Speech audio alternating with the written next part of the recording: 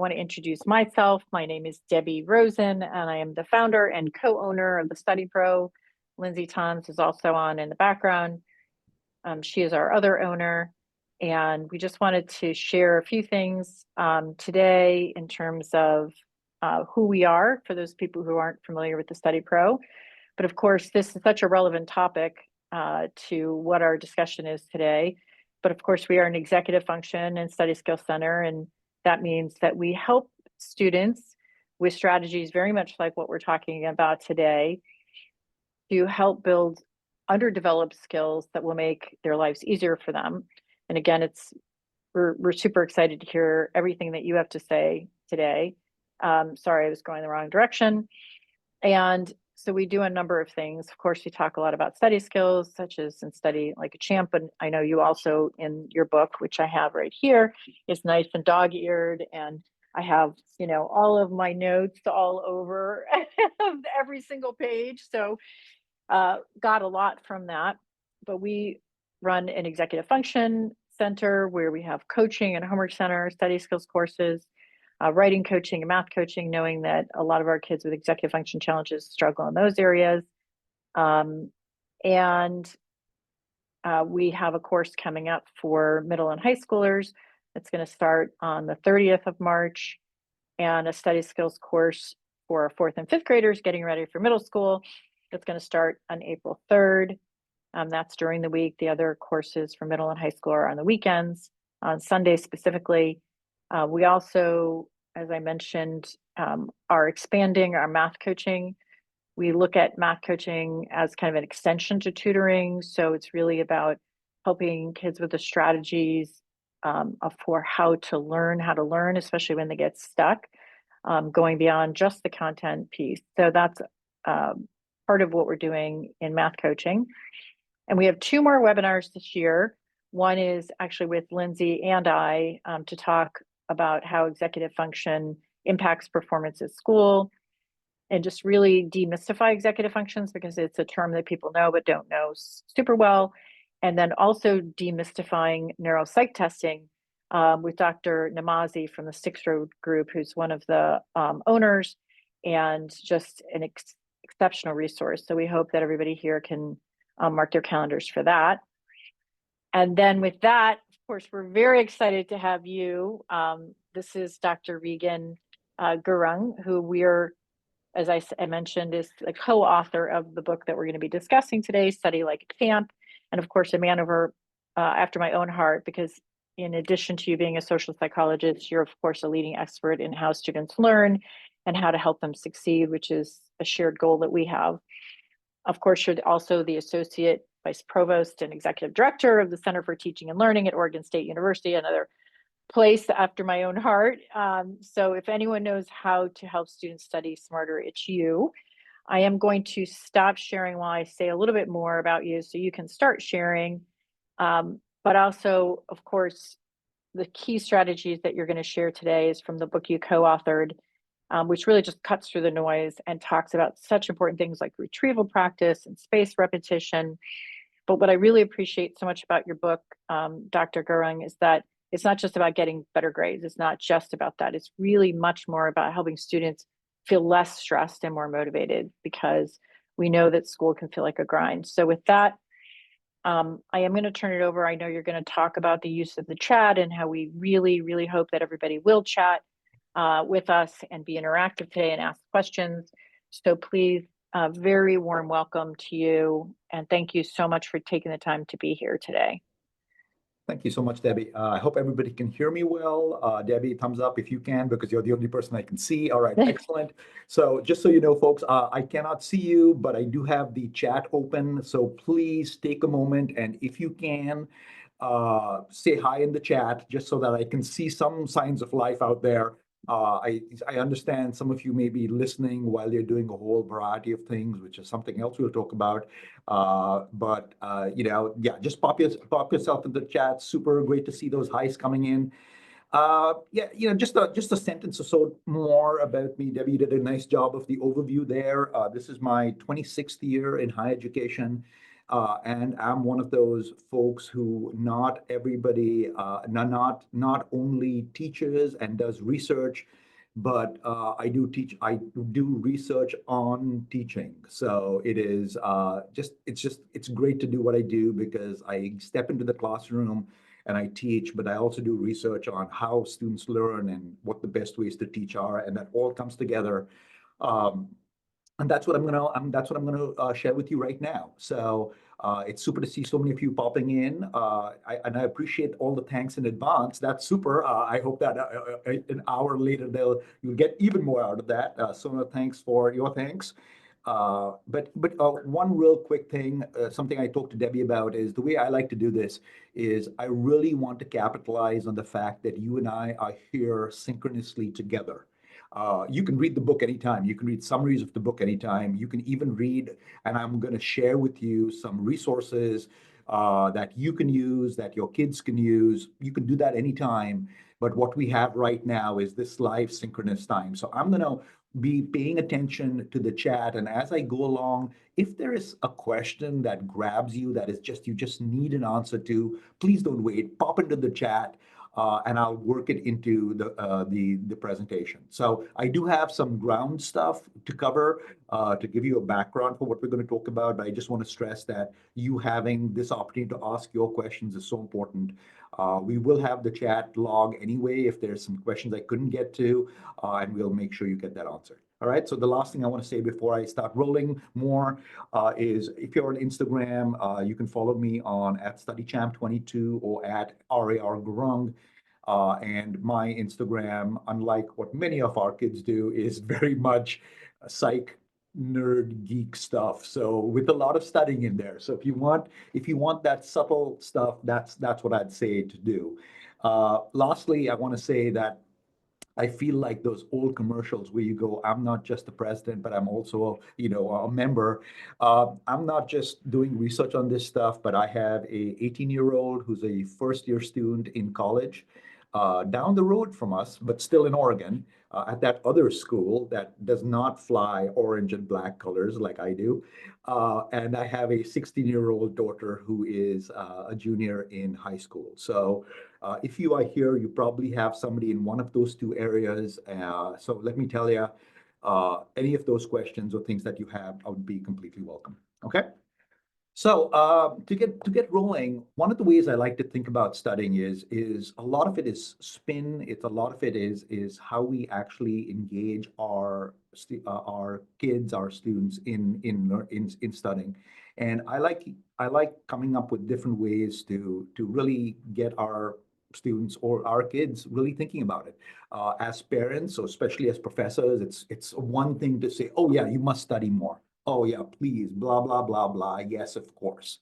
Right? I mean, I would even say quite honestly, I hope you read the book, but don't give it to your kids. Have it lying around. Let them be curious about picking it up and go, hey, what's this about? Much more effective than saying, oh, I got this book for you. So, it's Debbie, you mentioned social psychology. It's all social psychology, right? It's the psychology of motivation. It's the psychology of getting our students to do stuff. I can talk about study techniques till I'm blue in the face, but if our kids or my students are not motivated to listen, then they're not going to do it. And one of the ways I use and is this example that you see on the screen right now. This is Kayla, who is an Oregon State gymnast, and Oregon State has a pretty good gymnastics team. Right now, we actually have the multiple Olympic medal winning Jade Carey on our team. So especially our students hear a lot about gymnastics. And a story I like to share with them is I say, Kayla, true story, was in my class, and Kayla took intro psych with me, and she was a very good student, and she was a championship gymnast. And so I said to Kayla, what's the secret towards being a champion? And she said something that's so simple, but also so relevant to studying and this book.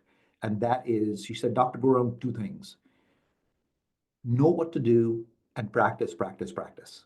That's the key. Know what to do and then practice, practice, practice. And I'm going to use that simple word. And honestly, I start the book with that story because that so grabbed me, which was, yeah, that's it. It's we've got to both give our students the knowledge of what to do, but then they've got to practice it. It's not this magic bullet. It's not this shot of magic elixir that they inject in and all of a sudden things are going well. It takes practice, and that practice takes effort. So that's the key thing to keep in mind, right there. So that said, right, know what to do and practice, practice, practice. Um, what's the big deal? Well, here's the big deal. Here's the good news and the bad news, right? I love this AI picture of the brain because in some way it captures the big challenge that you and I have, that all of us have. We've got an excellent brain, right? Billions of neurons, anywhere from 86 billion to 126 billion, depending how you want to count it, right? But the issue is with all this architecture, right? As far as we know it, we've still got, as far as we know it, three simple types of memory. We've got sensory memory, that's very short amount of time. We've got working memory, 30 seconds or so, limited capacity. But then the bulk of what you and I know is in our long-term memory.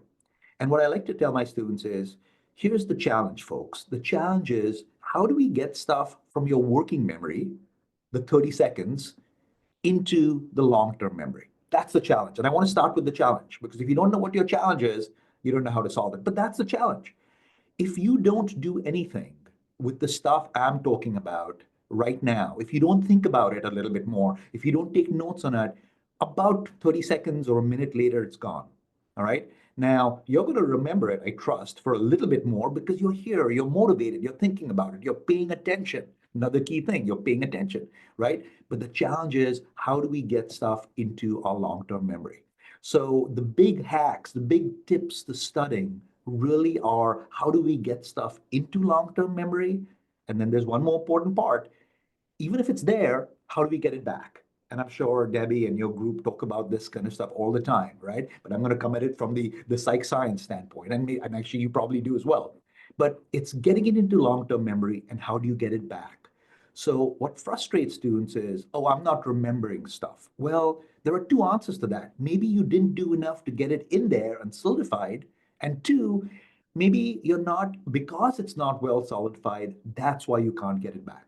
All right. So again, use the hook that you need with your students, with your kids, but we've got to make clear what's the challenge. So know what to do, practice, practice, practice. And now that challenge is, how do we get stuff into long-term memory? Okay. All right. So with that said, then here are some big level things, right? Here's some jargon that you see. We often hear about metacognition. And yes, it's jargon, but at the heart of it, it's really important stuff, right? And metacognition, quite simply, is thinking about thinking, right? It's thinking about thinking. And really the main parts are, and some of the elements that I'm going to cover today are, but I want to start at the 30,000 and give you the big level, right? So the main parts are really, we've got to plan out what we have to learn. We've got to monitor our learning. And then we've got to assess whether our plan is working, whether we know stuff, and then maybe revise the plan. All right. That's the sort of structure here. These are the things we've got to do. You and I, it doesn't matter how old we are, right? And this is another big plus that I tell my students is, you master these skills, you practice these skills well, and you're going to use it well, for the rest of your life, at your jobs, all the time, all the time. So you've got to plan stuff well. You've got to monitor what's going on. You've got to assess what you know or not. Now, there are some factors that do influence learning over and above everything else, right? And I list them on the left of your screen. And these are really important things to keep in mind, right? Study habits are important. So yeah, I'm going to talk about study habits, but it's so important to form the good habit because once you have the habit, you're more likely to keep it.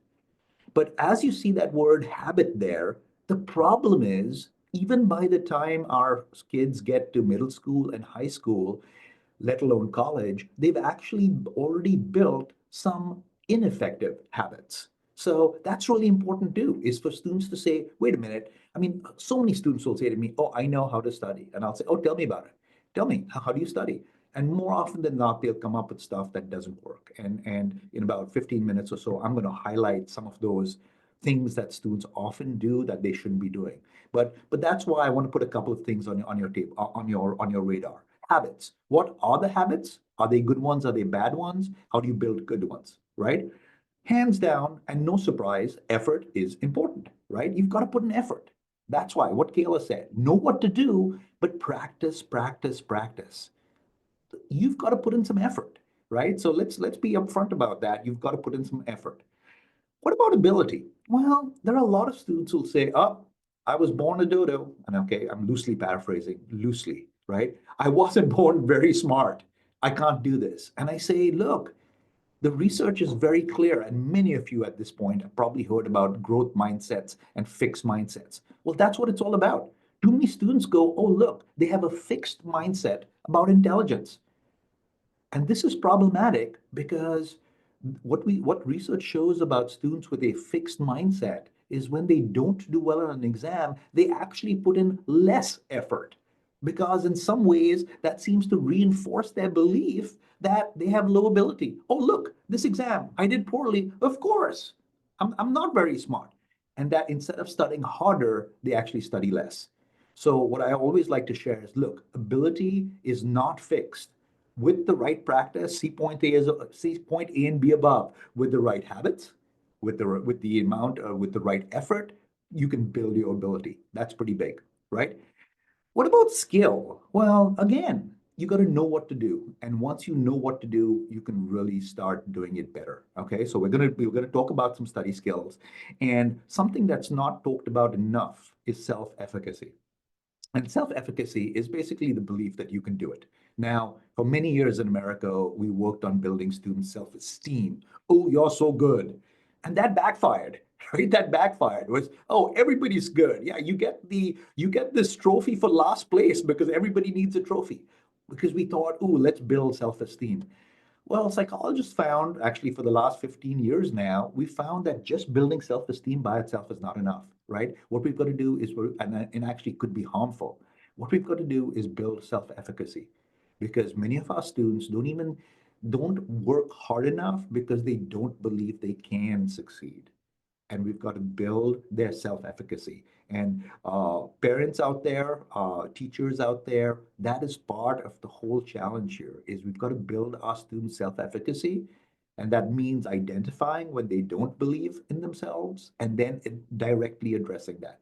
So yes, we're going to talk about study skills, but there are these really important things around it that are important to focus on as well. Okay? All right. So first, let me get some little stuff out of the way, right? Some little stuff out of the way. I mentioned here, I mentioned here, you've got to plan things out, right? I want to see a little bit about planning things out, and I'll intersperse this throughout. But here's the thing with planning things out, right? It's really important. I mean, many students have heard about it, but not enough students plan to the degree that they should be planning. And what do I mean by plan to the degree that they should be planning? Well, very often, especially in college, we tell students, take all your syllabi, find your assignments and due dates, put them into some calendar, right? But I want to acknowledge some things that, to be quite honest, until I had a middle schooler and a high schooler, I never knew about. But one day, not too long ago, I was sitting at the table and complaining about, gently peeved about why my college students were not reading their syllabi, because I would get so many questions every first week of term that were all answered in the syllabus if they only read it, right? This is the classic college teacher deal, read the syllabus. But I got some great insight from my middle schooler at the time and high schooler. And they said, Dad, you know why their students are not reading the syllabus? Because they are so used to it being useless reading it in high school and middle school. Now, with all due respect to any of you who teach in high school and middle school, if you're doing a great job, that's super.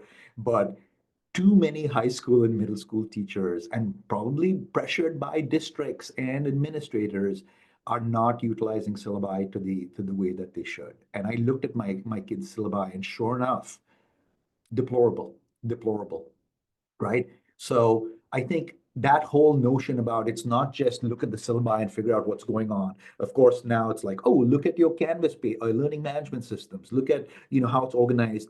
but still planning is key. And I go on to say, look, when you're planning, it can be on paper, it can be using a calendar. Many students use their phone. If you're on it a lot, sure, use it, right? But phones and how they grab our lives are a whole separate topic, right? But I'll still say, if you're using your phone a lot, it's probably better to use your phone to plan than scrolling the reels on Instagram or TikTok or wherever you are, right? So the one other thing about planning is, and I have this on the bottom, you may notice that I have all 7 days of the week there. I tell my students, even plan your fun. And that's how I talk about it. I say, plan your fun. Too often you only plan your studying, and then when fun happens, you derail all your plans for studying because you haven't set aside time to have fun. But if you're even planning your fun, it makes it, and then you have that fun that you've planned, well, guess what? It's a lot easier to stick to the plan you've made to study. Far too often you only plan to study, fun opportunities pop up, you jettison your study plans, and you're like, oh, wait a minute, when do I study? So, big trick that I found to be super helpful is 7 days of the week, plan all 7 days of the week. And I show them my Outlook calendar, and I see, look, I'm literally planning when I'm going to go to bed. I'm planning hanging out and having dinner with the family. I'm planning hikes in Oregon. That's seen behind you. That's on my campus. 7 minutes from my doorstep are 21 hikes in the hills, and everything's planned. It's in my calendar. I'm like, here's what I'm taking. And Debbie, you mentioned taking your dogs for a walk, right? Here's dog walk plan. Here's everything. And the moment you plan everything, it becomes a lot easier to actually do the studying and plan that well. So I had to say that, right? That's number one. The planning is important, and doing some of that thinking about your planning becomes important. Number two is look at the study setting, right? This is one of my students, and I literally said to her, show me how you're studying, right? And I said, and yeah, I'm like, try to give me a sense of how you're studying. And you'll notice two versions here. The version on the left is oh boy, let me tell you, this is the classic student look here on campus. The headphones, either those or the AirPods. The number of times I'm talking to somebody and they're not responding, and I realize their AirPods are in. So that's happening a lot. Some of you, this may be happening in your households as well. My son has very long hair that covers his ears, and very often I'll be looking at him and talking to him, and he's not registering it. And then he goes, "Oh, earbuds," and he moves his hair back. And he's like, "Okay, I've got my AirPods on." Anyway, but I mentioned this because how you the setting that you study is important too, and many students, and picture on the left, do study with music playing. This student was a particular Taylor Swift fan. Always had music playing. Sometimes also, sometimes it's messy. I mean, here the scene on the right, laying on her bed, stuff is strewn around, much easier to just get distracted with stuff. And actually, this distracted, and Sona, actually, I saw what you said about the overwhelmed. That's that balance, right? I mean, partially it's that overwhelm comes with if you're surrounded by a whole bunch of things. I mean, look at this picture. There's so much stuff going on in their world. That can add to the overwhelmness as well, right? And a big part about metacognition is fine tuning. That thing about planning, monitoring, and revising.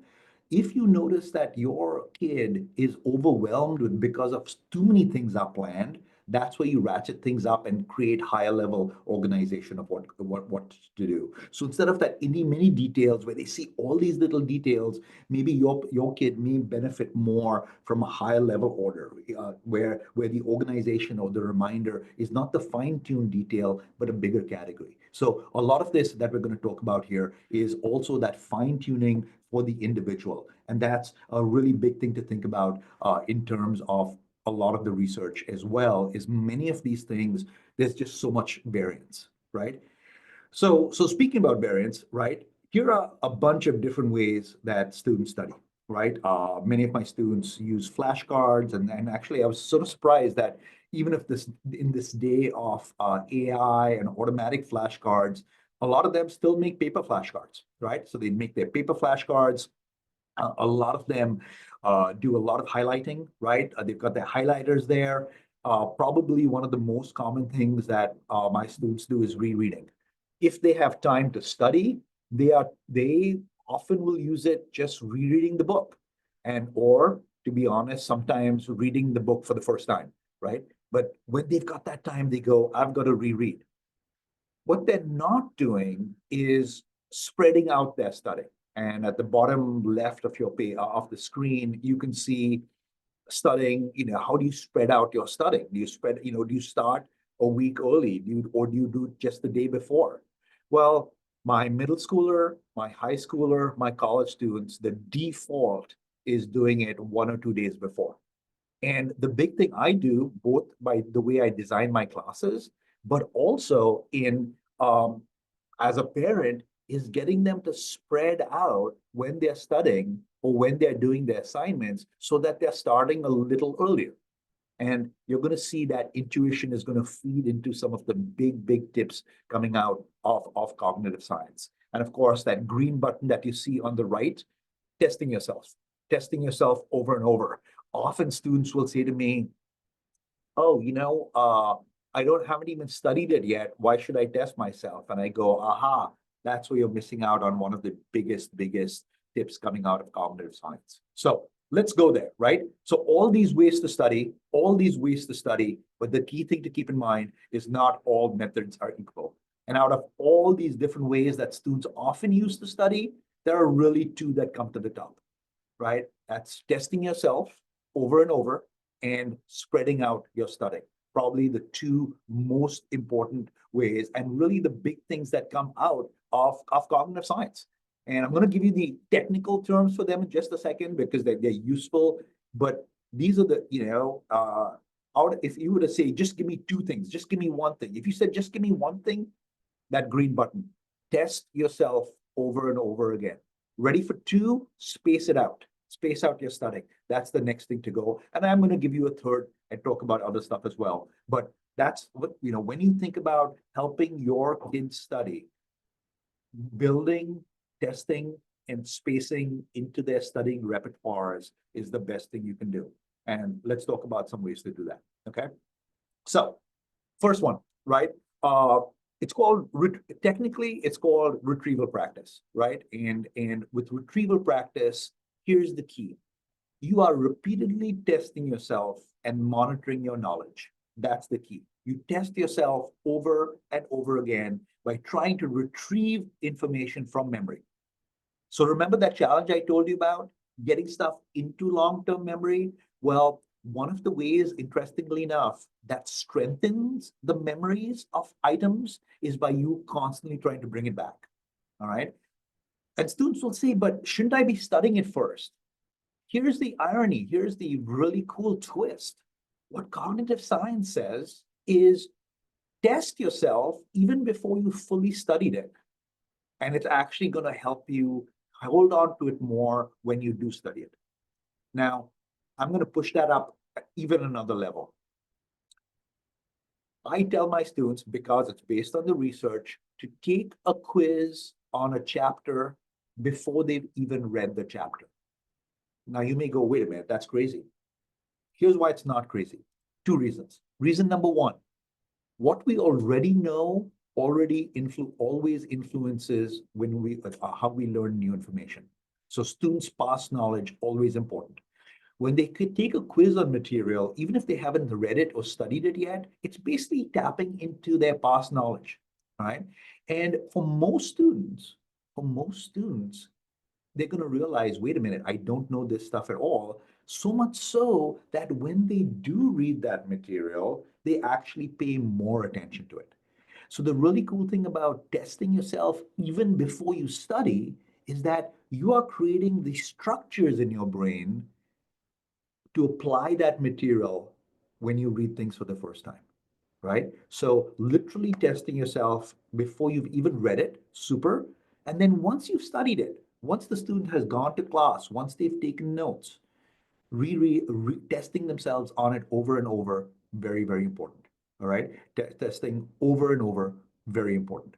Okay, so that's huge tip number one. Retrieval practice. Get your kids to test themselves often. It doesn't have to be you testing themselves. Okay. I don't know how you feel about AI, but I can tell you AI is a great self-testing mechanism. You can go into almost any AI and say, test me on this, test me on this. You could even say, test me on this, but don't give me the answers until I really try, and it will do it. Now, if you can do it, if a friend can do it, that's great. But if they want to do it themselves, that's great. But there are many affordances now to do it. The bottom line is get your students to test themselves often. That's one of the best ways you can study, right? While they're doing that, I want to warn them and you about what's called the curse of knowledge. Often when students are studying, especially using flashcards, they will look at their flashcards and then they will look at the term that they're trying to study and do this quick flip and look at the back. And they go, oh, do I know this? And they'll do the quick flip. Here's the problem. What science also shows is that when the info we are trying to study is in front of us, we develop an inflated sense of our confidence in that material. And when you do that little flip of flashcards, that quick look goes, makes you think that you know it more than you actually know it. Really important implications for how students study. If they are testing themselves, I just said test themselves. If they are testing themselves, if the textbook is in front of them and they're looking up from the textbook and testing themselves, curse of knowledge, that textbook being right there is going to give them an inflated sense of what they know, of what they think they know, and they may not study enough as if the textbook was put away. So, yes, test repeatedly, but beware the curse of knowledge. Test repeatedly without that content being right there. Okay? All right. Big major tip number two. All right. Space practice.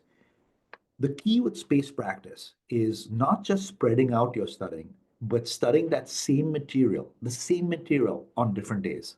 Right? The modal way that students study is cramming.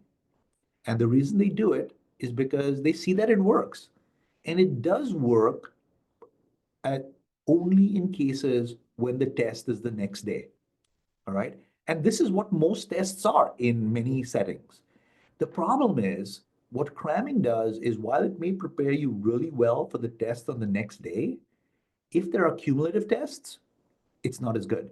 So the memory traces start fading. And if you've crammed, you may do really well on a test the next day, but you are not going to remember that longer term. And in college, for one, most of our tests and exams are cumulative. All right. And even in high school, there are a lot of high schools where there are a lot of cumulative exams.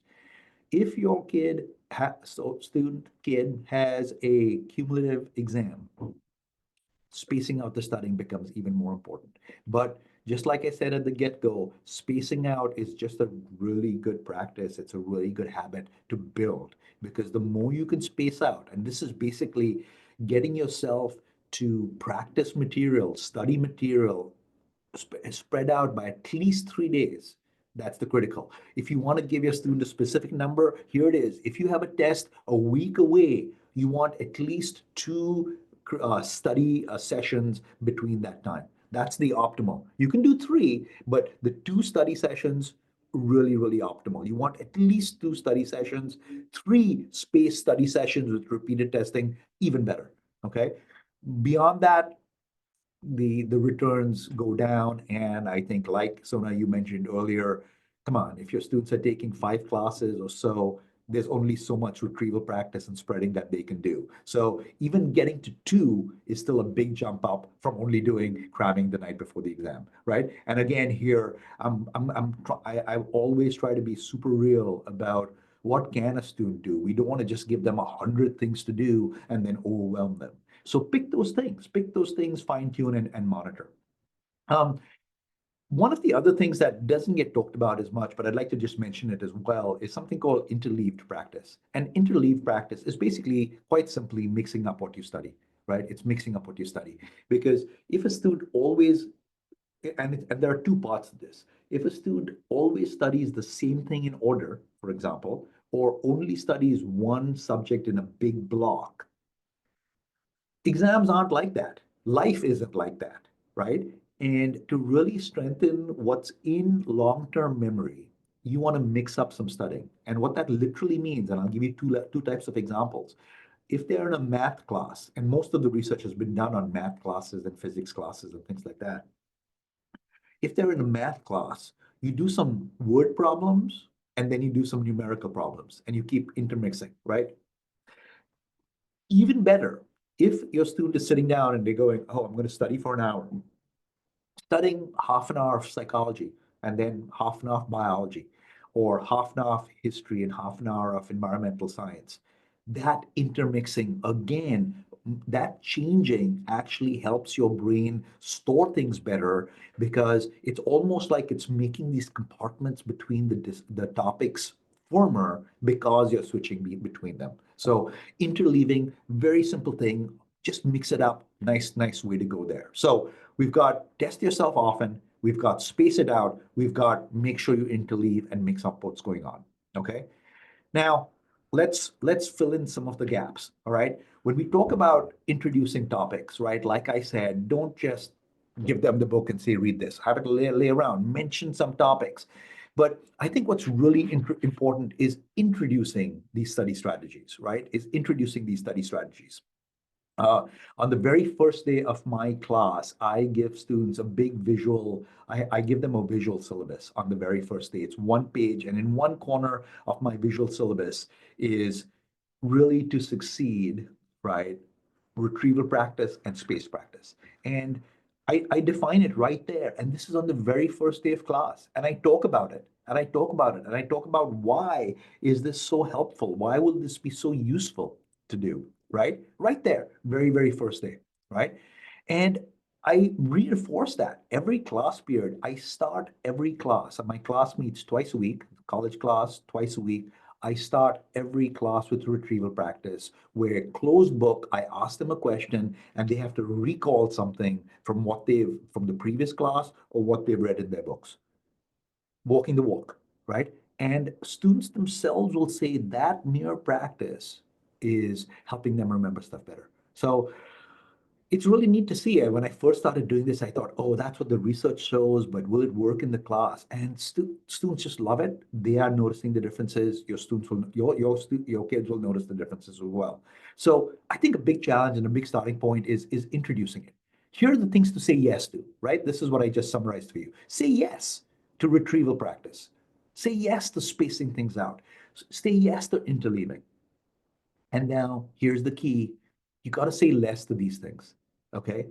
Students will say, oh, I reread for hours. I look at my highlights. Look at how I'm summarizing. These three here are strategies that are not found to have high utility. And chapter one of the book is all the myths about learning. And this is one of the big ones. This is one of the big ones. Students go, hey, I'm rereading a lot. I'm highlighting a lot. No, not good enough. Okay, not good enough. I mean, I shouldn't say not, don't overdo it, because yes, they have some utility, but really they're more problematic than that. Okay, so there are those three things again: retrieval practice, spacing, and interleaving. Your students will naturally reread, they will naturally highlight, they will naturally summarize, because they have heard those are good things to do. And here's where you go, nope, the research says that's not time well spent. Okay. A couple of other big level things before I stop and take questions. Note taking, especially during COVID, note taking dropped up dramatically. And I will look out at, and I would go into my large classes and look out at my students, and nobody is taking notes. And what students often forget is that note taking is a way of studying. All right. Note taking is a way of studying. It doesn't matter how you take notes for the most part, as long as you're not distracted by social media. Okay. And again, that's pretty key. If you're on your laptop, and because you're on your laptop, you're going to be searching and, surfing the internet, well, then don't use your laptop. All right. But if you type faster and you're better likely to take more notes on your laptop, use your laptop. All right. I know, especially in high school, there are a lot of Chromebooks and things like that. Uh, I can handwrite very fast, and the research actually still holds that after some back and forth, the most recent word is still that longhand writing seems to have the edge. Uh, between 2020 and 2024, all, some of that early work on longhand writing was didn't seem to replicate. But another big study came out at the end of 24 that showed, nope, longhand writing still seems to be better for taking notes. But we've got to tell our students, look, it's not just why take notes. Well, it does a whole bunch of stuff. It obviously it's recording what's going on, but it helps you pay attention. It helps you look at areas that you need clarification, where you may need expansion. And just like the testing, your notes will give you something to test yourself with. So that's why I always think about notes as, look, it's recording material, but it's going to help you revise it because you should be looking at your notes. And then, of course, it's a great way to help you review things, right? So note taking, always ask your kids, are you taking notes? And if so, how? Because that is an extremely underutilized study technique. I did mention social media, and I want to mention one more thing about it. There's a classic study in psychology called the marshmallow study, right? And basically, what the marshmallow study showed is that if an individual can delay gratification, right? If an individual can delay gratification, they are better off. All right. The study was really cool. The kids were told, look, I'll give you a marshmallow. You like marshmallows, don't you? The kids would be, yes, I'll give you one marshmallow and you can eat it now, or if you can wait, I'm just going to hop out for 15 minutes. If you can wait 15 minutes, I'll give you two marshmallows, right? Classic study in psychology. And lo and behold, those kids who could wait 15 minutes for two marshmallows turned out much better in life. They were more resilient, they were more successful in life, they were followed a whole bunch of time. Came with a whole bunch of pros. Delaying gratification is key. We've got our own marshmallows, and that's the phone, right? So many, I mean, gosh, many of you here, some of you are probably maybe scrolling right now, right? Our phones are distractions. But especially for our students, we've got to help them delay gratification. And it can be streaming something on Netflix, it can be scrolling reels, but you've got to be delaying gratification, right? Share this study with them. I love this study, right? In three groups of students, all were told to listen to a lecture and take a quiz. And in all three cases, they were told to put their phones off, right? In the first case, the phone was off and on the desk, group one. The second case, the phone was off and sitting in their bags right next to them. And in the third group, the phone was off and actually sitting the outside the room. It was only the third group with the phone outside the room where the kids did the highest on their quizzes. Delay of gratification. And when these students were asked, wait a minute, but your phone was off in all three cases. And they said, the first two groups said, I could see it right there. I could see it. And I could just seeing my phone made me think about it, right? Made me think about it. So everybody has their own marshmallows. Find your kids' marshmallows, delay that gratification. The studying is much more likely to happen better and have them keep on track. Okay. Last couple of things, really big deal, right? I mean, when we talk about studying, we talk about studying, techniques. And yes, we talk about retrieval practice and we talk about this and we talk about all those kind of things. Paying attention to the whole student is really important, right? How do they cope with stress? Top left corner, right? How do they cope with stress? Are they getting enough sleep? Are they eating a balanced, healthy diet? Are they hanging out with friends and do they have social support? Um, can they stay focused? And sometimes that actually means practicing some mindfulness, right? It's delaying that gratification, right? And many of you probably think about that word motivation. How do you stay motivated, right? But addressing it head on. If a student is not motivated, addressing it head on. I got an email yesterday from a student. Dear Dr. Gurung, I'm so sorry I haven't been in class. I've just been really struggling with finding motivation. And it went on. Love the topic, love the class, but I'm just struggling with finding motivation to even come to class. Right? It's happening everywhere. And with we're going to have a good chat. I'm going to have a good chat with that student about let's find ways to improve your motivation. Let's find all those little things. So I guess the key is really, looking for all those other things. And sometimes it's just sleep. I mean, as I said, we are finals week. We are finals week, so there will be more snacking. There will be more eating stuff that folks shouldn't be eating. And during finals week, during really stress times, that's really important, right? But and Lindsay, I saw your note on low stress environments, right? All these things on the screen right now go towards helping cope with stress. When we sleep more, when we eat better, when we're getting some physical activity, when we are getting some social support, automatically that helps us cope with stress better. That helps us cope with stress better, and automatically that helps things, right? And you may say, and I have a kid in college. You may go, I don't know what they're eating, and there are so many pressures on them sleeping. So Kelly, totally hear you, right? But I think it's having those conversations with them to provide some suggestions. And that's exactly, I mean, with my son, we talked about what are some strategies to do this better? What are some strategies that you can try? And it's not just saying, try this, try this, try this. It's saying, try this, but then metacognition is going back and saying, hey, is this working? And if not, let's try something else. Okay. Um, Here are some things, and Kelly and all of you wondering, oh, what are the ways? How can we figure out stuff? Here's some stuff for you to check out. I mean, you can see a bit.ly short link at the very top of this, top right of this slide. Uh, what that'll take you to is a whole bunch of resources in the last few minutes that I have, a whole bunch of resources that you can use. And full disclosure, completely free. You don't have to buy the book.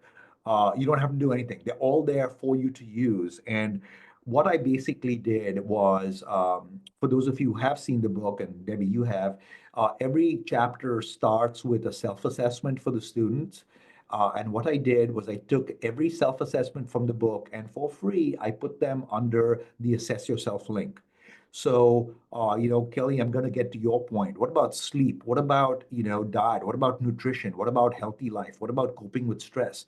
On that Assess Yourself page are a whole bunch of surveys that students can take, and it'll automatically score it for them. I don't get the data. I don't see the data. I'm not using this for research. It is just out there to help students monitor themselves. I started by saying monitoring is key. It's just out there for free so students can monitor for themselves. This is just a subset of what's there. They can address their study behaviors. Remember, I said share study behaviors. They can figure out if they're a procrastinator or not. I mentioned note-taking skills. That's there. You can scroll down on that page, and there's even more up there. And maybe Debbie, if you could pop that short link into the chat, folks can click on it and have that right away. Yep. So not and that's not all. Again, I live in 2025. Visuals make sense. I showed you a lot of visuals. I showed you a lot of visuals in this presentation. You can have all of them. They're all on that page. One of my students who's an artist pulled them together. They're all there. If you want to go, hey, check out some of these things. They're all there. Probably my favorite part of all of this. Is TikToks. All right. I do not have a TikTok account. I do not make TikToks. That's not my thing. But I had a master's student who prides herself on being a social influencer. She took a class with me where we talked about these techniques, and she started making TikToks on the techniques. And then I said, hey, this is super. Yeah, let's give me some more.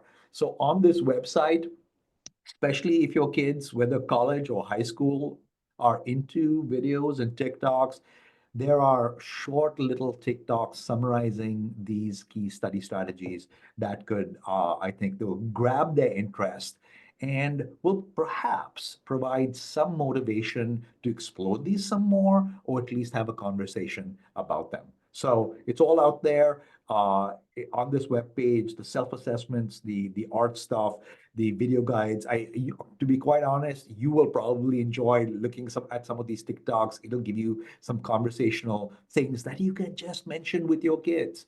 And something I see often in my house is if my wife is watching something on her phone, my daughter will often come over. Wonderful strategy to use. Watch some of these TikToks in public when they're around to get their interest on finding out some more so you can have the conversation about it. So that's the deal. I want to stop right there, and you know what? I'm actually will stop on that page so you can see that big talk. And why don't I stop and take any questions that you have, Debbie? If you had some from there, or any folks who are out there, if there are things that you'd like to ask about or are wondering about, and especially the challenges, because it's all well and good to say, here's the ideal. What are some of the challenges that you face in talking about these? All yours. Well, first of all, wow, that was incredible. I have pages and pages of notes, so I've clearly started my studying. So excited to hear all about this. I mean, we talk about this stuff all the time, but your level of knowledge and the research that's behind it is really, just phenomenal. And one of the things that we're actually doing is launching a workshop this summer on using AI to improve your executive functions. And so I was so excited to hear you talk about AI and how it can help you study. I think a lot of times, Dr. Gurung, the concern, of course, is that AI will do the work for you. Yeah. We know, and I think you may be as excited about it as we are in terms of how it can help improve your study habits and how it can improve your executive functions by helping you be a better planner and helping you study, as you mentioned. I wonder if you can just talk for a couple minutes about how do you see AI as helping to improve executive function and study skills going forward? Yeah, so first off, I think you definitely got the sense that I see the affordances of AI.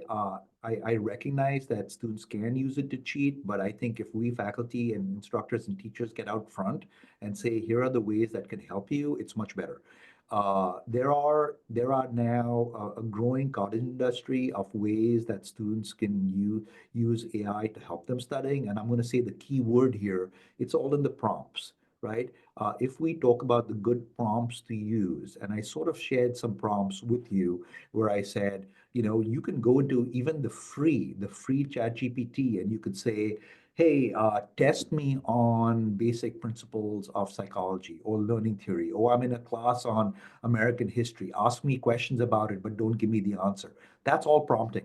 It's all prompting, and you can do it. So I think the key is talking about it, though. That it's really important to talk to our students, to talk to our kids about how to best use AI, because a phrase you didn't use, but I'm going to throw in as well, is when we talk about how to best use it, we're actually also honing their critical thinking skills, because Mhm. we all need to be thinking critically about what we're getting from AI.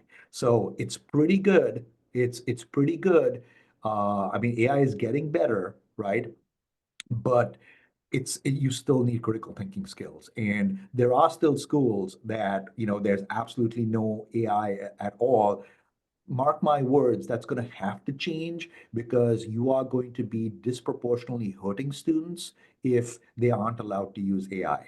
All right. It is not going to, it's to level the playing field. You've got to have students being allowed to use it, because it can so greatly enhance your studying and your self-testing and your retrieval practice, that I think it's getting students to be able to use that responsibly. So I do want to Yeah. mention, I do want to hit another question in there. So I can go on about AI. My lab does studies on it, but I'm not.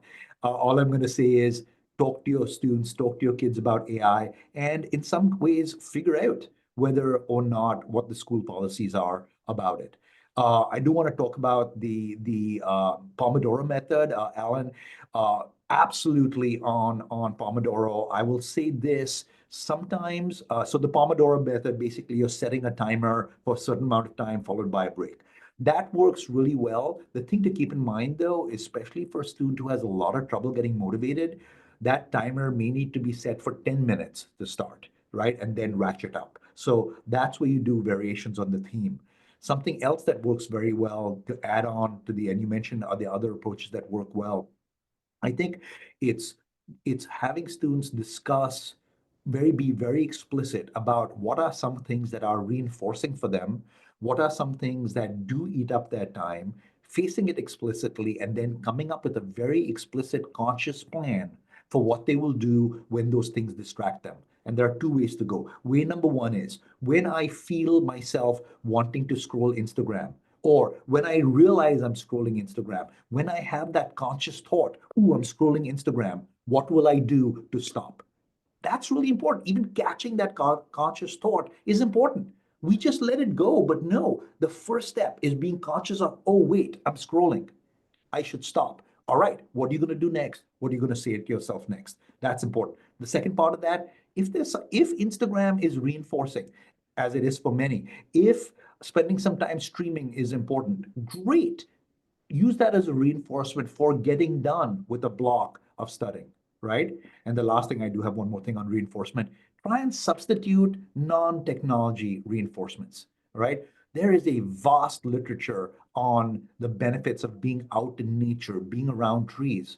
Build in something like, you know what? I'm going to go out under a tree and just look at it without my phone. And I know that sounds so goofy, but boy, let me tell you, there have been studies done on awe and nature where even if you drove, and for all of you, if you have a choice on how you drive, if you drive a route that takes you by more trees than a route that is through more downtown development, your mental self is better when you've driven that route with more trees. Use that. Use that. So Oh. some of those many, many things in there. Yeah. So there was a couple questions here. How about kiddos with info storage retrieval difficulties? These practices seem that they would still work really well. Is there anything extra that these kiddos may need to do or change? They Yeah. may need, or changes they may need to make? Yeah. So two reality facts. Each of us vary in our working memory capacities. There are individual differences in how long we store stuff in working memory and what the capacity is. So that's just the reality, right? And I think it's important to face that reality, and it's important for us teachers, but it's also important for students, because what's the practical sense of that is some of us just need more time to process what we're hearing. So if you are a teacher, if you are a parent going over a lot of stuff, and if you see that your kid doesn't seem to get it or needs more time, that's a reality. Some of us have different levels of capacity. Give them more time. And that goes into the tip here, which is, and I think as you identify, Michelle, really practice, practice, practice, right? What I started this talk with, you will be amazed, your student will be amazed, even with info storage difficulties, the more practice, that will change. That will change. You just keep practicing, and it will be hard, right? Effort is important. But what they've got to know, what you can reinforce for them is as long as they practice regularly, they will notice increases in storage. They will notice increases in practice. And something I always like to do for students who go, but I just can't do it. I tell them about the example about individuals, regular individuals, who by just practicing memory skills have done crazy things like memorizing entire dictionaries and so on and so forth, just by practicing memory skills. And I'm upfront and say I have no motivation at all to do that. But the key point here is you just practice stuff enough, and you can really get much stronger with what's going on. Yeah, I think there's a whole book on it, Moonwalking with Einstein, right? Yes, exactly. Yes. I mean, from zero to winning some memory contest. Crazy. Yeah. Yeah. And again, Yeah. that's not my deal. I mean, I don't even have the motivation to run a whole marathon. I ran a half marathon. I'm happy. If that's one of your bucket list item, good for you, not for me. But but just like marathoning, honestly, same thing. Practice, practice, practice, right? So the last question here in the last minute is really to close out, which I think would be great. I mean, Erica was saying, wow, lots of great information, but I'm not seeming to inspire my team to take advantage. Do you have any closing advice on how we can help students who might be very closed off? Yeah. Of course, we do that here at the Study Pro, Yeah. but what would you say to them? Oh, yeah. Great question. And I'm going to answer this completely, both actually with three things: as a teacher, a researcher, and most importantly, as a parent. As hard as it is to limit ourselves, pick one low-hanging fruit. One thing. Pick the one thing that out of all these things, pick the one thing that you think they will grab them and go with that. And if that one thing doesn't, try one other thing. Try to get them to do one thing for a short amount of time, because our kids, all of our kids, even the most unmotivated kids, can often be convinced to try something for a short amount of time, as long as we tell them, look, you just give it a shot, and if it's not working, man, I'm happy to have you jettison that, but let's come up with something else. But that's the key is, I know in my early years when I was a youngster, I was like, let's give them all these things. No, one thing. And it seems so, oh, I could do better. But no, you know what? One thing builds their confidence. It's step by step. They will want more. It's getting them to want more. And honestly, that retrieval practice thing, even some of my most disillusioned students, and they've self-proclaimed themselves as such, and then come back later and said, just that retrieval practice thing, man, I thought it was weird, but I started doing it and it makes a difference. And if you can have your students see a difference in something you've suggested, your battle is mostly won. So, Wow. Well, this was just fantastic. I cannot tell you. I, of course, am hanging off of every word you said, and we're thrilled to have you. And we hope that you will consider coming back at some point. It was just absolutely fantastic. And for all people, we're certainly going to go and look at your website here. Thank you for everything you're doing to improve the success and the confidence of our kids. All of your suggestions were excellent. We teach all of these types of techniques in our study skills course. And so we do feel validated yeah. about the approaches that you've had and about the science behind it. So thank you, thank you, thank you. And thanks for everybody who came, and we will send the recording out afterwards. I hope you enjoy your beautiful day, and it gets a little sunnier over there, Dr. Okay. Gurung. And again, thank you. And if anybody has any questions, info@thestudypro.com, or you can just respond to the email when we send out the recording. So I hope everyone enjoys this beautiful day if you're on the East Coast, and we'll see you next month. Take care. Bye bye. Thank you, everyone. Bye-bye.